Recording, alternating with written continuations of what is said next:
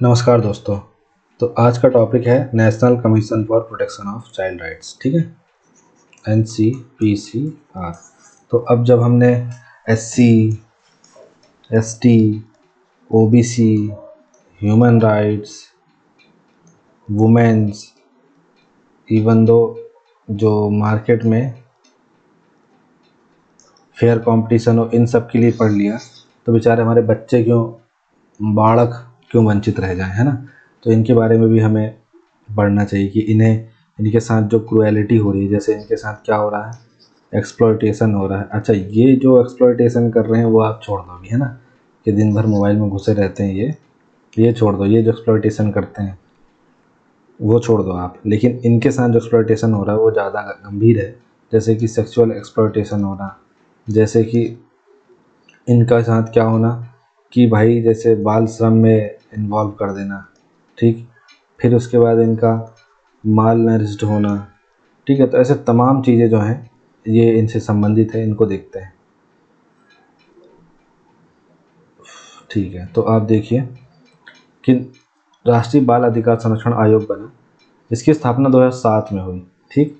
बाल संरक्षण आयोग जो है मतलब बाल संरक्षण आयोग जो है वो CPCR एक्ट जो था 2005 उसके तहत बना, ठीक। फिर इसके बाद आप देखेंगे कि भारत में बच्चों के अधिकारों की रक्षा, संवर्धन, बचाव के लिए इसकी स्थापना की गई थी। तो national commission for protection of child rights जो है ये इस CPCR एक्ट जो है इसके तहत बना है, ठीक है। इसके अलावा आप देखिए, national commission for protection of child rights का प्राथमिक लक्ष्य यह सुनिश्चित करना है कि सभी कानून, नीतियाँ, कार्यक्रम बाल अधिकारों के साथ संरेखित हो, जैसा कि बाल अधिकारों पर संयुक्त राष्ट्र सम्मेलन में उल्लेखित है। अब इसकी संरचना क्या है, तो आपको याद रखना है कि 2005 के एक्ट से 2007 में बना है, और ये 5 मार्च को बना है। कब बना है? 5 मार्च को 2007 में। इसमें अध्यक्ष होता है जो बाल कल्याण, शिक्षा, बाल अधिकार, वकालत के क्षेत्र में सक्रिय रूप से शामिल व्यक्ति होना चाहिए, ठीक। सदस्य कौन हो सकता है, मतलब आयोग में 6 सदस्य होंगे, मतलब 1+6, जिनमें कम से कम 2 महिलाएं होंगी, और शिक्षा, किशोर न्याय, बाल स्वास्थ्य जैसे सेवा, बाल कल्याण क्षेत्रों के विशेषज्ञ शामिल होंगे। फिर नियुक्ति और कार्यकाल अगर आप देखें तो अध्यक्ष और सदस्यों को केंद्र सरकार द्वारा 3 वर्ष की अवधि और 65 वर्ष की आयु तक जो भी पहले हो उसके लिए अपॉइंट किया जाएगा। 3-65, ठीक है। तो आपको क्या रखना, 1+6, ठीक है। इस 6 में कम से कम 2 महिला हो, ठीक है। अब इसका अध्यक्ष बालक को नहीं बना देंगे, है ना। और 3-65 इसका कार्यकाल होता है।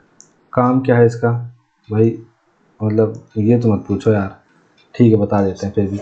बालक अधिकार का संरक्षण करना है, जो बच्चों के अधिकार हैं उनकी सुरक्षा सुनिश्चित करना है, ठीक है।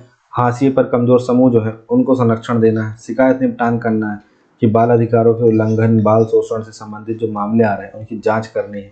निगरानी भूमिका, बाल कल्याण के लिए कानूनों, नीतियों, कार्यक्रमों के कार्यान्वयन की निगरानी करनी है कि हो रहा है कि नहीं हो रहा है काम, बस कागज पत्थर में चल रहा है।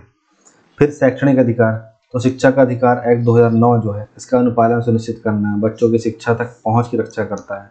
बाल कल्याण संस्थाएं, किशोर गृहों, छात्रावासों, आश्रय गृहों, अन्य देखभाल सुविधाओं का निरीक्षण करना, ताकि यह सुनिश्चित किया जा सके कि वे ठीक से काम कर रहे हैं।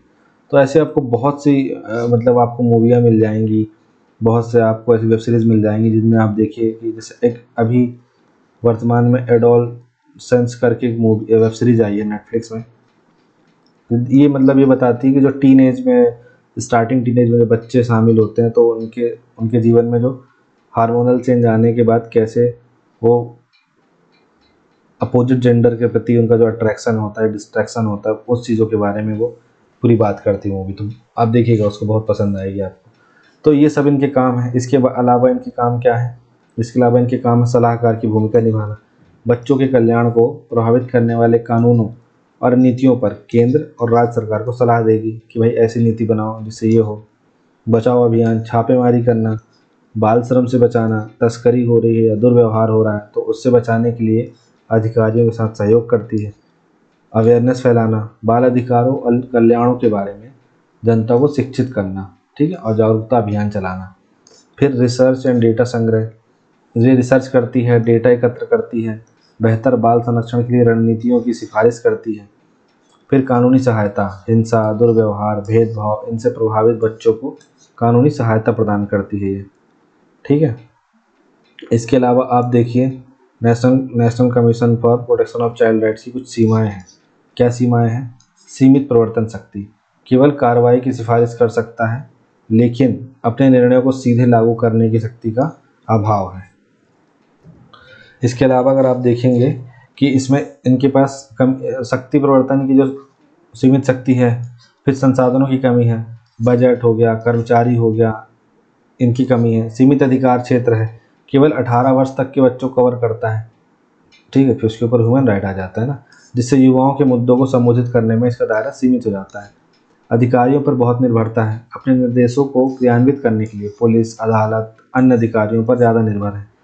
जागरूकता का अंतर, बाल अधिकारों और national commission for protection of child rights की भूमिका के बारे में सार्वजनिक जागरूकता बहुत कम है, जिससे इसकी समग्र पहुंच और प्रभाव कम हो रहा है।